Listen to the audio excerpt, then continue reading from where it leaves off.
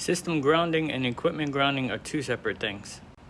System grounding is when the system has an actual connection to Earth. The system is usually referred to as the transformer. Here we have the utilities transformer, if you will, and we have the primary side and the secondary side. We can see that the secondary side has a grounding electrode conductor extending from the neutral point to a grounding electrode that is driven into the earth. Therefore, this provides system grounding.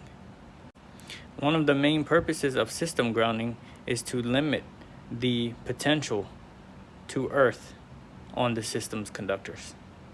Equipment grounding is when the metal cases of the equipment, of the electrical equipment, has been connected to an effective ground fault current path. In our case, this effective path is considered the equipment grounding conductor, or what would qualify as an equipment grounding conductor.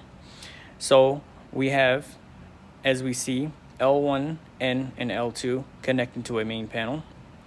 The neutral and the equipment grounding conductor are bonded in this.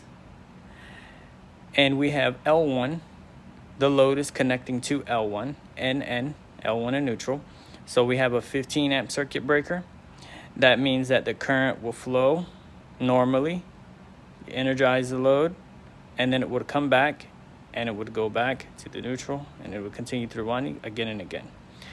Under the situation of if the L1 came in contact with the metal case, then that current would flow on the equipment grounding conductor. That is the reason why under normal conditions, EGC, the equipment grounding conductor, does not carry any current. However, it cannot carry any current under normal conditions because it is not connected. It is not complete on the other end in order to carry current. So when it is complete on the other end, that is when it will carry current, and that is under an abnormal condition, which is the condition of a ground fault.